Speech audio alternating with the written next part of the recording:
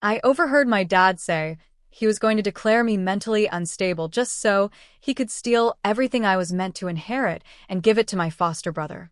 But what he didn't know was, my mom was about to hear everything. And I was the one who made it happen. This story isn't just about betrayal. It's about how I turned silence into justice. My name is Eli Parker, and for most of my life, I've been a ghost in my own home. Not the kind that drifts through walls or rattles chains, but the kind no one notices, even when you're right there in the room.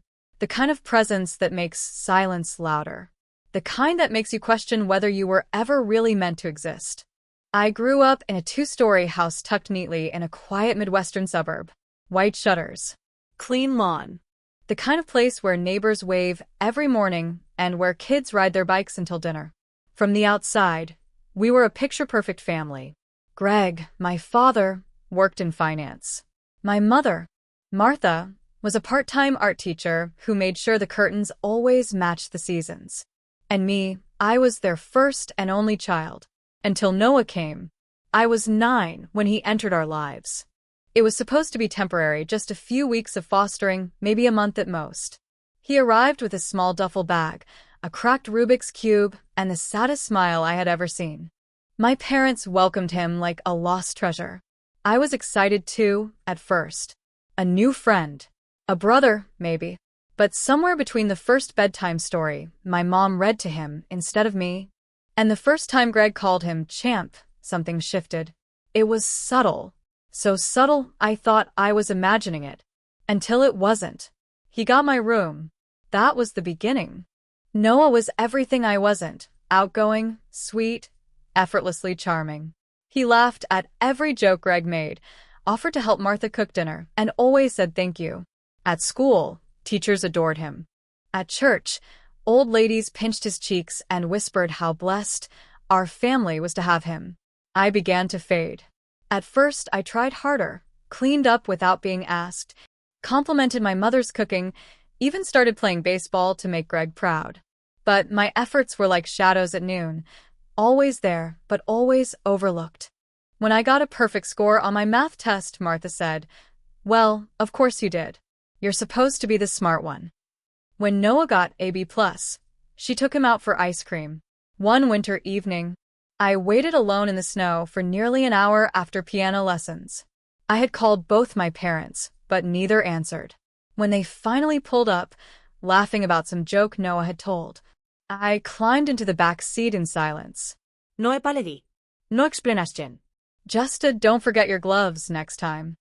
That night, I cried into my pillow, not because I was cold, but because I felt forgotten. Again. By the time I turned 13, I had become fluent in invisibility. I stopped bringing home awards. I stopped asking for help with homework. I stopped expecting hugs. My presence in the house became functional, like furniture. There, but not essential. The final blow came on my 15th birthday. I had no expectations. Not really. But some part of me still hoped. I came home from school to find the dining room decorated. But not for me. It was a surprise celebration for Noah's selection to the Junior Honor Society. Balloons. Cake. Relatives. My name wasn't mentioned once. I went up to my room, locked the door, and sat in the dark. Noah knocked an hour later. "You okay?" he asked. "I'm fine." "You sure?" I didn't answer. "You know," he said, lingering, "you don't have to make everything so dramatic." Then he walked away. That night, I didn't sleep. I just lay there, staring at the ceiling, wondering if anyone would have noticed if I disappeared. And that was the worst part, not the loneliness, not even the unfairness. The worst part was beginning to believe that they were right. That Noah was better. That maybe I was too quiet, too awkward, too hard to love. I began watching my family like an outsider. The way my mom smiled when Noah kissed her cheek. The way Greg patted his shoulder and called him son, without hesitation. The way they looked at him like he belonged, and at me like I was there. Sometimes I caught Noah watching me too, not with hatred, but with something colder. Calculation. He never mocked me, never said anything cruel. He didn't need to. His presence did all the work. One rainy Thursday, As we sat side by side at dinner, Martha asked him about his school project. He lit up, detailing every part of it. I had won second place in a regional short story contest that day. I opened my mouth to tell them, and closed it again. No one noticed. That night, as I lay in bed, I whispered to Noah, half asleep or pretending, "Do you think they love you more than me?" The silence answered. The thing about being invisible is, after a while, even you stop looking in the mirror. Because what's the point of seeing someone no one else sees? There was a picture on the mantel above our fireplace, a photo taken at last summer's county fair. My parents stood in the center, arms around Noah, all three smiling like a perfect postcard family. I stood off to the side, barely in frame, one shoulder cropped out. That image wasn't just an accident. It was the story of our lives. Noah was the golden child. Everything he touched turned to praise. When he joined the debate team, Greg bought him a leather-bound notebook. When he made the varsity soccer team, Martha baked a triple-layer cake. When he got a C in chemistry, "Oh, it's fine," she said. "He's under a lot of pressure." When I got a C. What happened, Eli? You're not focusing. He had a way of making people feel like they mattered. Always remembered birthdays. Always said the right thing. He once told Greg he wanted to be just like him. And my dad looked like he'd swallowed the sun. I once told Greg I was thinking about writing for a living. He changed the subject. At school, it was the same. Noah had charisma. He could sit with the football players or the theater kids and belong to both. I once heard a teacher say, "That boy just lights up the room." I wanted to ask her, "And what do I do, Dimit?" I remember a moment during junior year. We were standing in the kitchen, both hungry after practice, him from soccer, me from the robotics club. He opened the fridge and saw there were only 2 slices of leftover lasagna. "You want one?" he asked, already grabbing both. "No, I'm good," I said. He nodded, smiled, and left me with a half-empty fridge and the hum of the light above. That's how it always went, him taking, me retreating. The worst part was, my parents didn't just tolerate it, they encouraged it. I could see the quiet pride in Greg's eyes every time Noah spoke up at dinner, offered to drive Martha to the store, or helped clean the garage. I tried to talk to my mom once. Just once. It was late.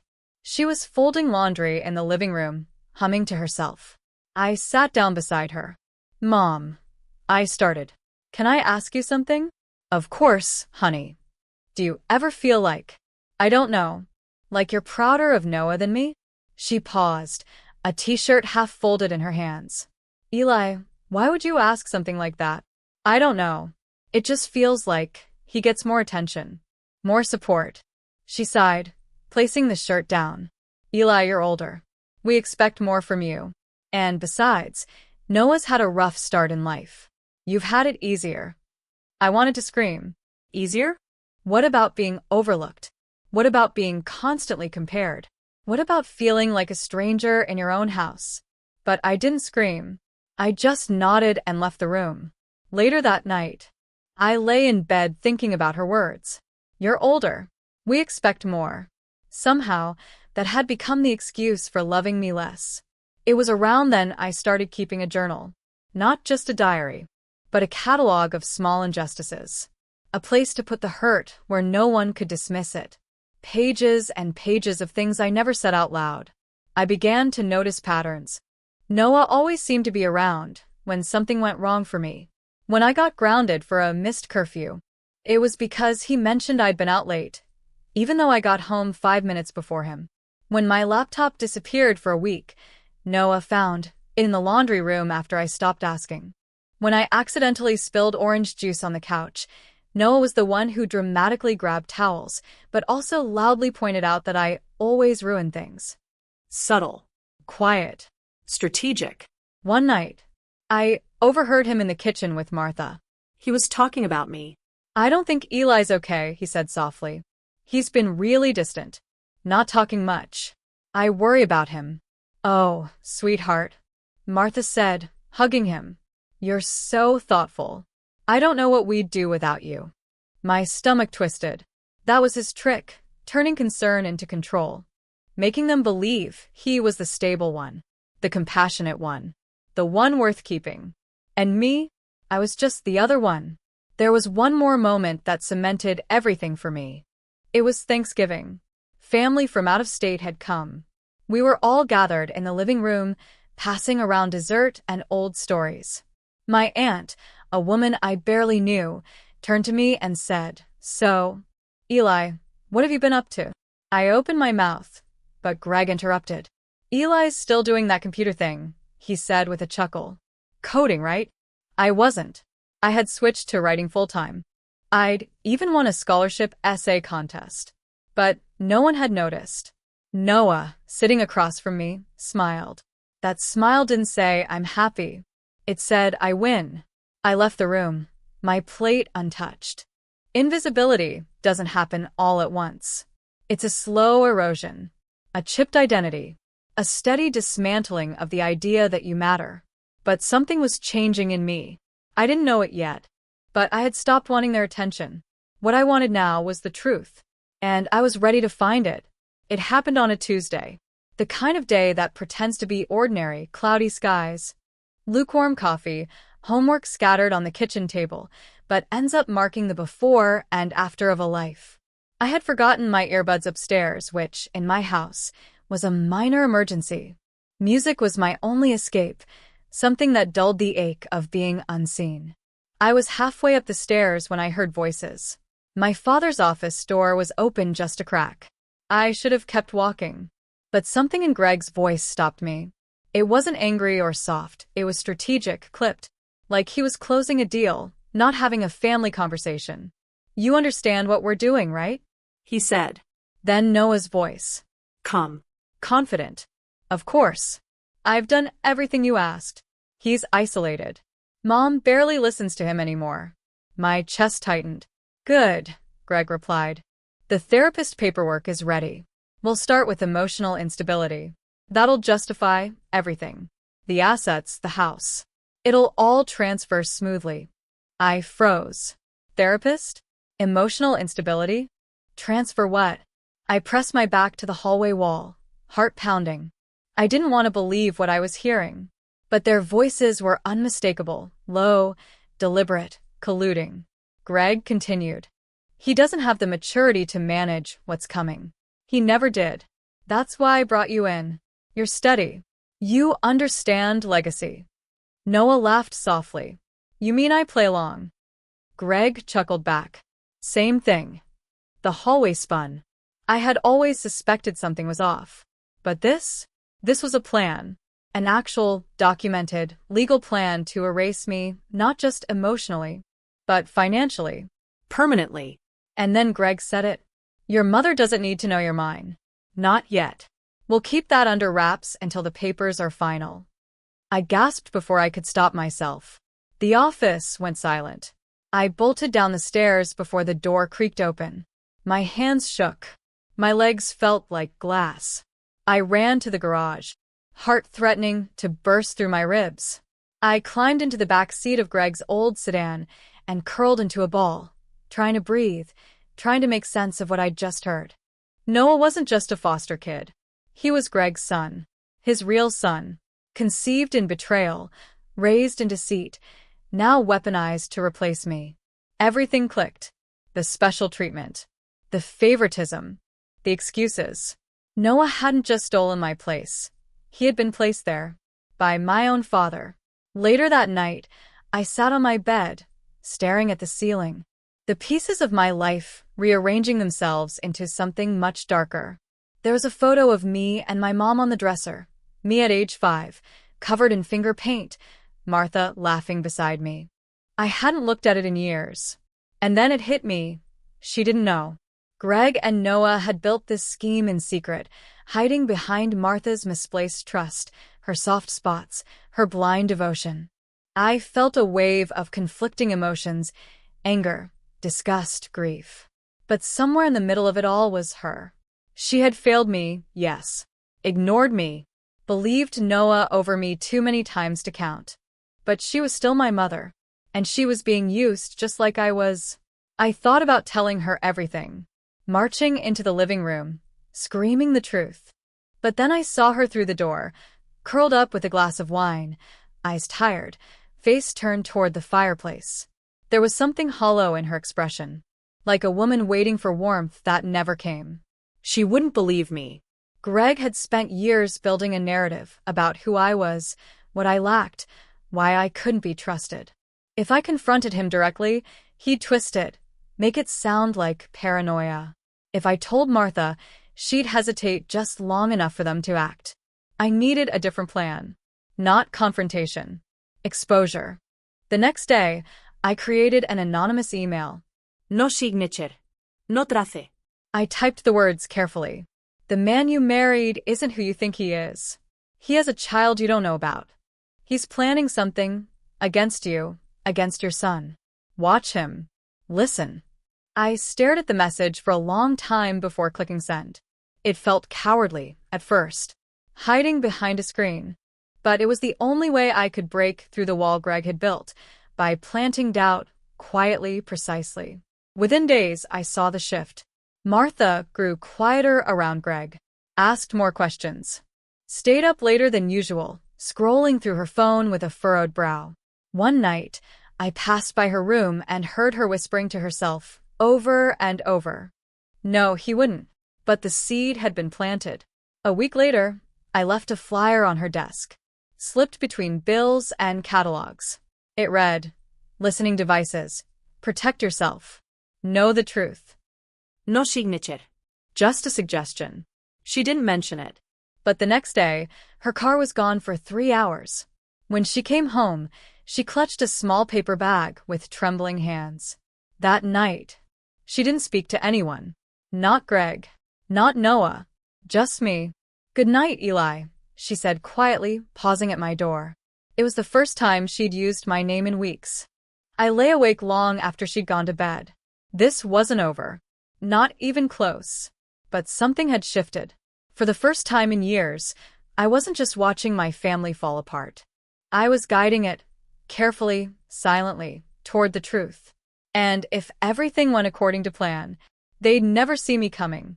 I used to think that truth was a light switch, that once it was flipped, everything would be clear, shadows banished, darkness gone. But truth, I was learning, was slower. Like fog burning off under sunlight, it revealed things in pieces. Sometimes painfully. I watched my mother more closely in the days after she received the anonymous message. She'd started taking her phone into the bathroom. Her conversations with Greg became shorter, stiffer. She stared off more during dinner. Her fingers tapped anxiously against the table when she thought no one was watching. But I was watching. I knew she was scared. Confused. Torn between the man she'd built her life with and the suspicion blooming quietly in her chest. I wanted to tell her everything. God, I wanted to. The urge sat just behind my ribs, pressing upward like a scream I couldn't let out. Every night, I played the conversation in my mind, me sitting her down, my voice shaking but firm. He's not who you think he is. And Noah is his. But each time I picture her face, shock giving way to disbelief, then horror, I pulled back. Because this wasn't just about betrayal. It was about belief. And belief is fragile. Once broken, it doesn't come back the same. What if she didn't believe me? What if she thought I was jealous? Unstable? What if Greg used that to fast-track whatever legal game he and Noah were playing? No.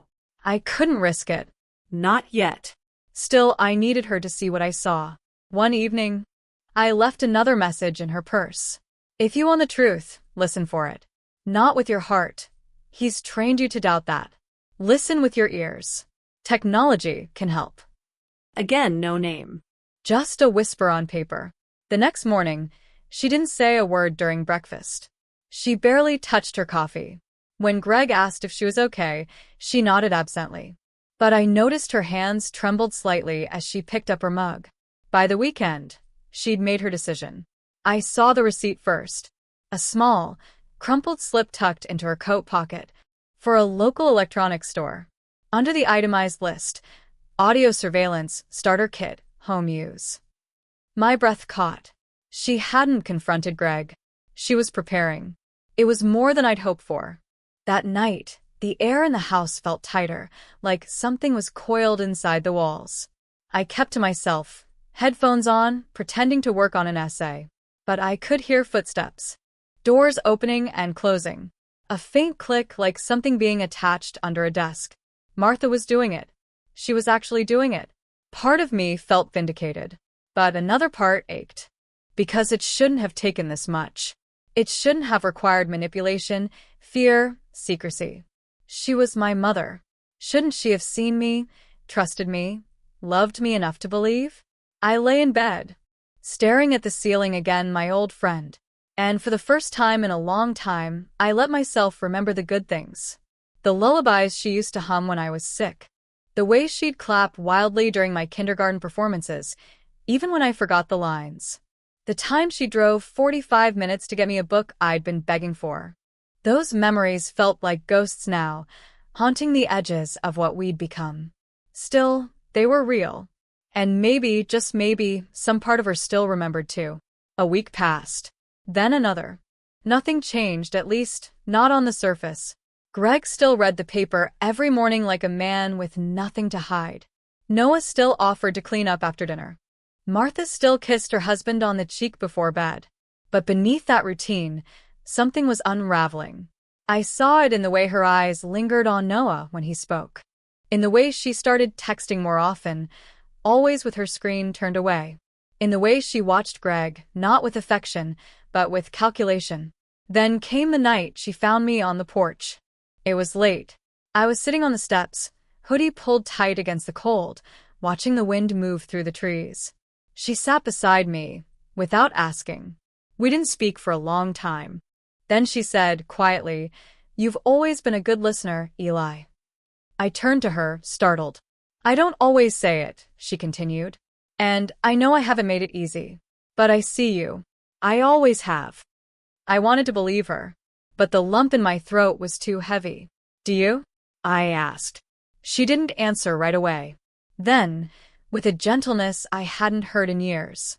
"Sometimes it takes losing the echo to realize which voice was true." I looked at her, and in that moment I saw it. Not pity, not confusion. Clarity. She knew. Not everything, but enough. The next morning, she didn't go to work. She stayed home, laptop open, headphones in. At one point, I passed her office and heard audio playing, muffled. Male voices, one of them Greg's. I didn't ask. She didn't offer. But that night, I found an envelope on my bed. Inside was a note. No greeting. No signature. Just 5 words, written in her handwriting. "You were right. Thank you." That was the moment something broke, and something else began. She didn't say, "I'm sorry." Not yet. Maybe not ever. But "you were right" was the first crack in the wall between us. And "thank you," that was the first brick coming down. The morning after I found the note, the house felt different. It wasn't louder. No shouts, no slamming doors, no dramatic confrontations. But something had shifted in the air, like we were all characters on a stage, and someone had just flipped the backdrop. I walked into the kitchen to find Martha already there, her laptop open. A fresh pot of coffee brewing. Greg was nowhere in sight, and Noah, he didn't show up until much later, yawning and stretching like he hadn't slept well. I noticed his eyes dart to Martha. She looked up, smiled faintly, then returned to her screen. No one said anything about the envelope. But I could see it in the way she glanced at me when Greg made a joke at my expense, and I didn't laugh. I could feel it in the way she handed me my coffee first, not second. Small things. But for someone who's been starved of affection, even crumbs can feel like a feast. That night, she slipped another note under my door. This time it said, "Still listening. It's worse than I thought." I didn't need to ask what she meant. The recordings, who knows how many hours she'd sifted through, were revealing the rot beneath the surface of our lives. Not just Greg's betrayal, but Noah's manipulations, his subtle tactics, his carefully rehearsed victimhood. I imagined her listening to it all, alone, in the dark. It must have been like watching your house burn while standing outside with the matchbox still warm in your hand. Over the next few days, her demeanor changed. Martha had always carried herself like someone who had to prove something to Greg, to the neighbors, to the world. Every dinner had to look like a magazine spread, every conversation choreographed. But now, there was a kind of quiet rebellion in her movements.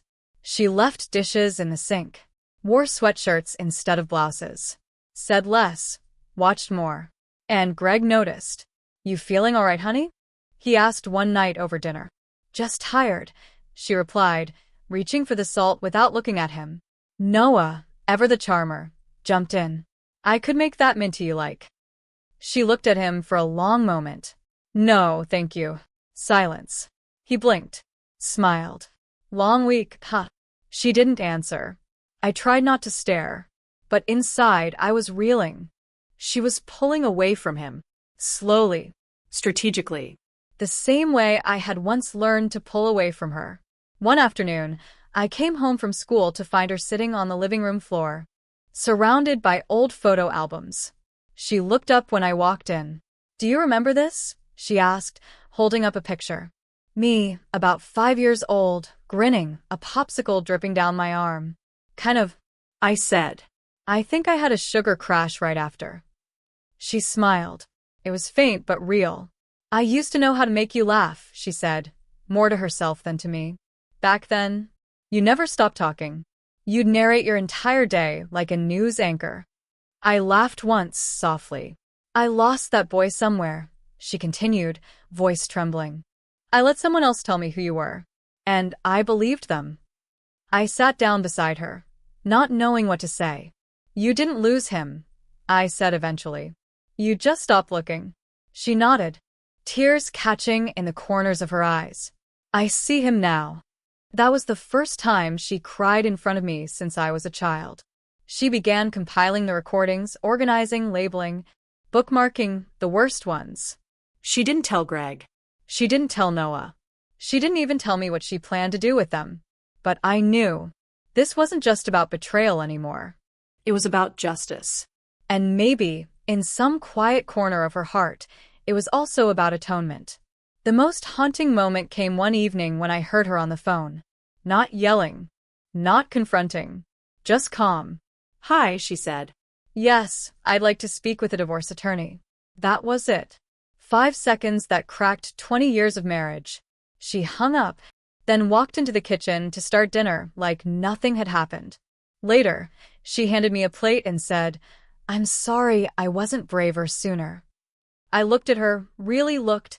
For the first time in years, I didn't see the woman who always took Noah's side. I saw someone who had been lied to, manipulated, and broken, and who had chosen to stand up anyway. That's its own kind of courage. It wasn't dramatic, the way it all unraveled. There was no shouting match, no slammed doors, no police at the door. It was quieter than that. More surgical. A slow removal of the infection. One afternoon, she walked into Greg's office with a folder of documents and a list of questions. His voice raised. Hers didn't. Noah tried to intervene. She told him to leave. He asked if she'd lost her mind. She said, "No. I've finally found it. I wasn't in the room. I didn't need to be." Some victories you watch from the sidelines.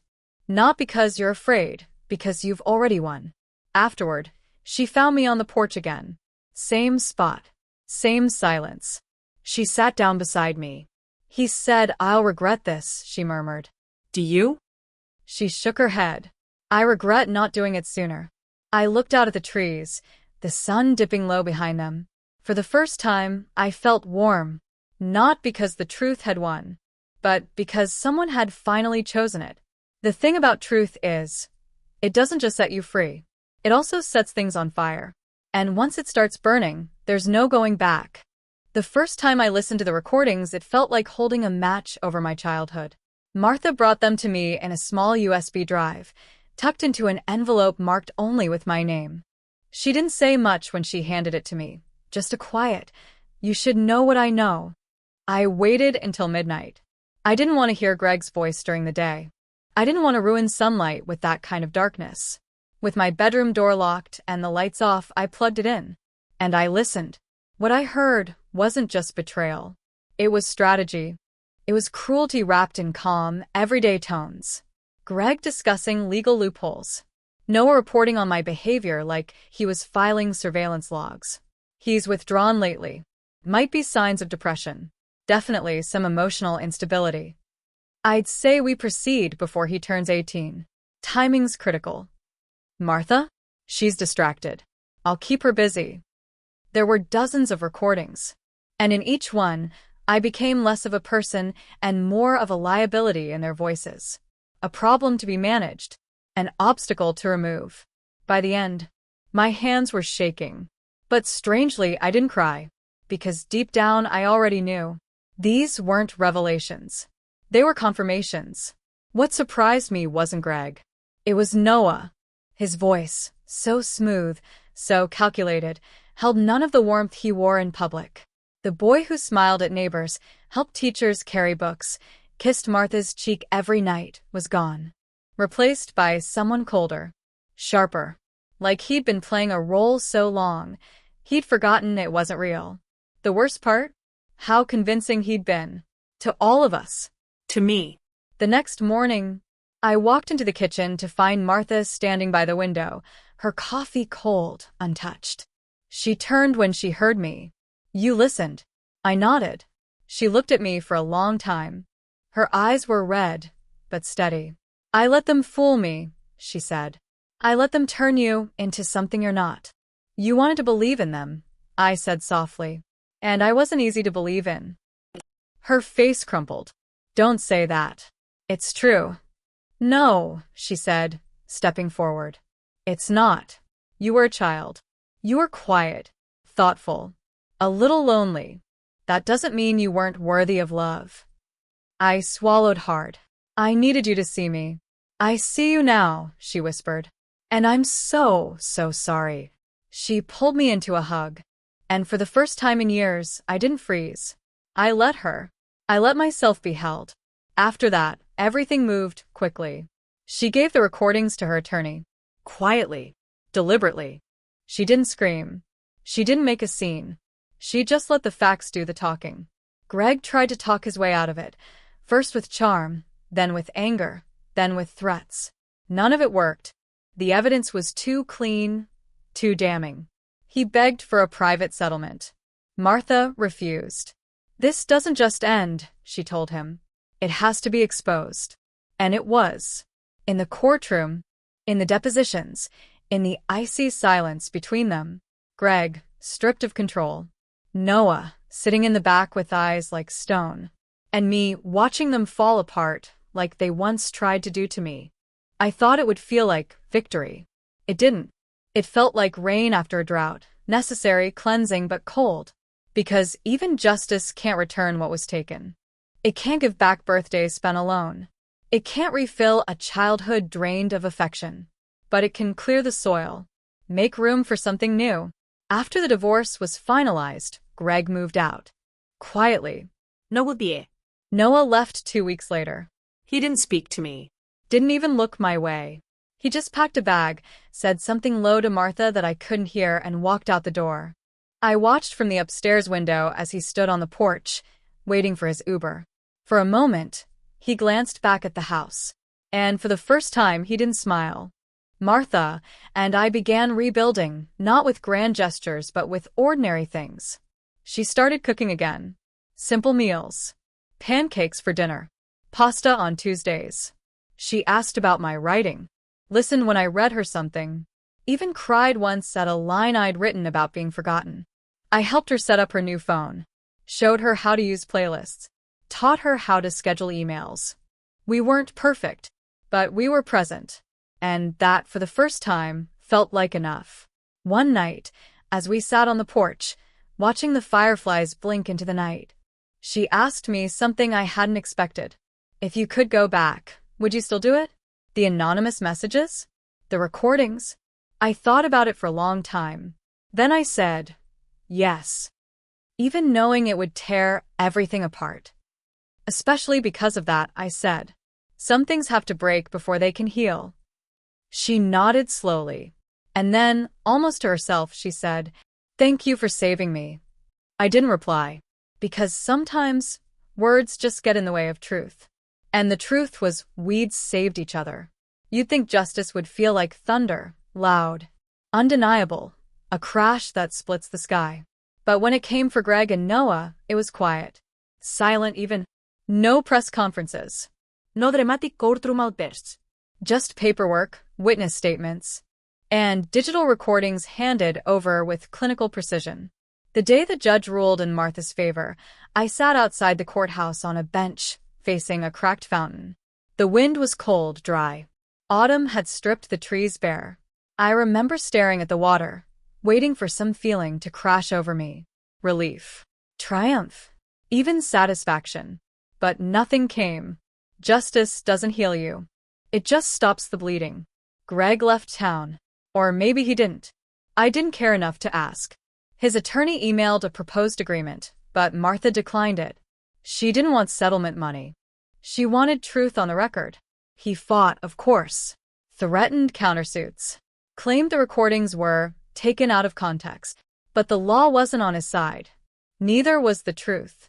When it was over, Martha walked out of the courtroom with nothing more than her name. But she walked out with me beside her. And for both of us, that meant more than any house or account or line of inheritance. Noah didn't return to school. Rumors spread. Someone said he'd moved in with relatives out of state.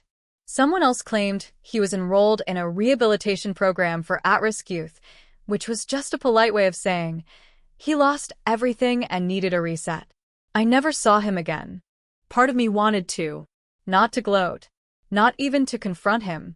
I wanted to ask him, why? Why me? Why the lies? Why the manipulation? Was it just about power? Jealousy? Approval? But in the end, I knew the answer wouldn't matter. Even if he gave it, it wouldn't change what he'd done. Some scars don't come with explanations. Life after the storm was slow. Quiet. Empty, at first. Like the house had to exhale years of tension before it could let peace settle in. The rooms felt too big, too quiet, like they were waiting to be lived in again. So we started living. Martha repainted the living room, soft green, her favorite color. She bought new curtains. We donated all the old family photos, except one, the picture of me with a popsicle, grinning into the sun. She framed it, hung it by the front door. When I asked her why, she said, "So I never forget who you really are." I started writing more. Not just essays, but stories, honest ones. About boys who feel invisible. About families built on illusion. About quiet revenge and louder healing. About mothers who remember too late, and sons who forgive too slowly. Some of them were published in the school newspaper. One won a local contest. But the piece I was proudest of was a personal essay I submitted to a national teen magazine.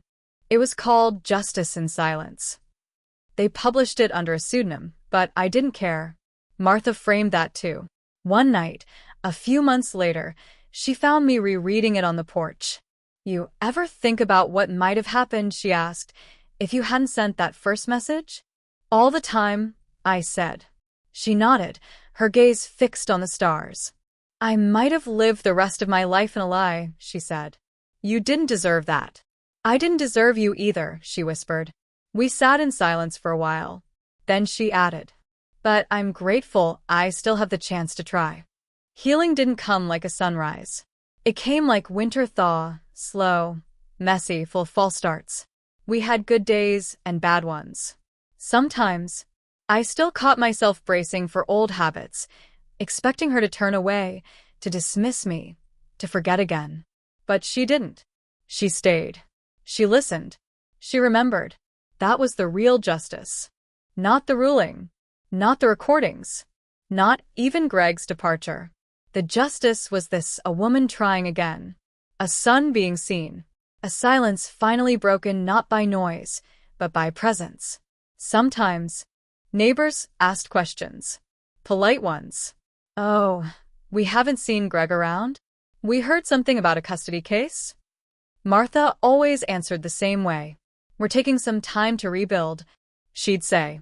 Not out of shame, but because some stories weren't meant for front porches.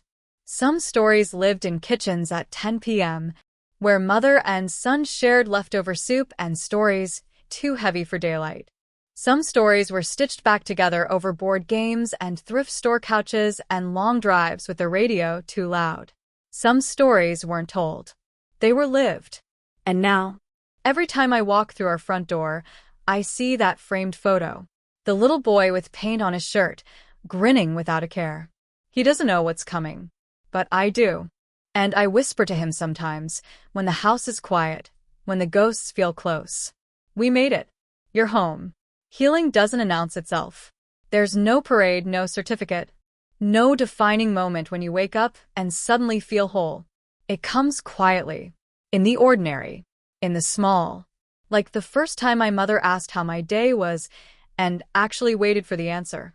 Or the evening she fell asleep on the couch, halfway through a movie I picked, snoring softly while I stayed beside her.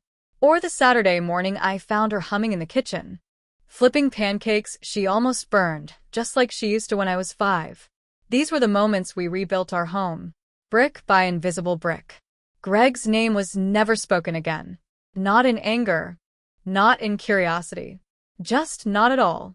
That silence wasn't heavy. It was healing. It was a decision. We had both given him enough words. Now, we saved them for each other. My senior year began quietly. I expected stares, whispers. I thought people would piece together the truth behind the headlines and court rumors. But the world moved on faster than I expected. Or maybe they never cared as much as I feared. Still, I walked those halls differently. Taller. Lighter. Not because I wanted to prove anything, but because I no longer carried what wasn't mine. In October, I was invited to speak at a teen leadership summit. The topic: redefining resilience. I almost said no, but Martha encouraged me. She helped me edit the speech. Sat through every version I practiced aloud, offering notes in her now patient tone. When the day came, I stood at a podium in a crowded auditorium and told a room full of strangers the truth. Not all the details. Not names or betrayal or courtrooms. Just this. Sometimes, the deepest wounds are the ones we can't point to. Not on skin, but inside. In places shaped by silence, by absence, by being the second choice in your own life. But healing doesn't begin with justice. It begins when someone sees you. When you see yourself, and choose to keep going anyway. They gave me a standing ovation. But the applause that meant the most came from the back row, where my mom stood, eyes glassy, hands clapping softly against her chest. That night, we drove home in silence. A good kind of silence.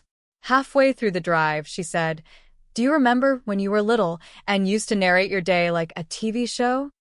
I smiled. Channel 7. All Eli all day. She laughed. "You're still my favorite program." We didn't say anything else for the rest of the ride. We didn't need to. On Thanksgiving, we didn't invite anyone. Just the two of us.